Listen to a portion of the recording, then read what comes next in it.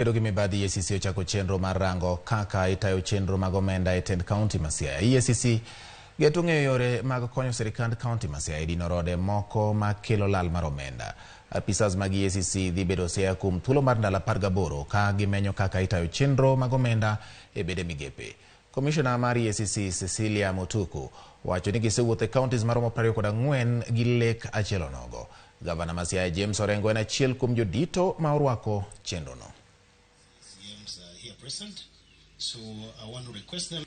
So I'll start with Director Governor's Press, Finance, Benedict Omolo, Water, and lastly... Kangato ng'eyo maber no kiny koyudo mibadhi to biro yudo pesa mar oganda no bopodi odhi go defend go him or herself to biro kawo pesa to kwalo to yudo no percentage modong'ie poro nyalo nyiewo go lawyer, poro nyalo nyiewo go the DCI, poro nyalo nyiewo go ethics and corruption. So mibadhi no bedo part of us. So it's a continuous process. It's a partnership.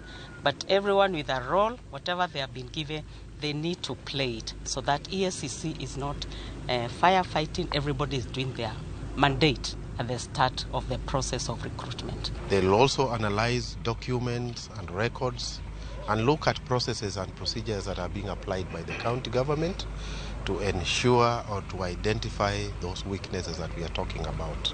Thereafter, the team will come up with a report of findings and recommendations that we will come back here and launch publicly. You'll be free to get any information, any document from the county executive, talk to any person, any state officer or public officer in regard to the activity that you are undertaking the better part of this month. And the emphasis is, because our Constitution sets very high principles of governance, good governance, transparency and accountability.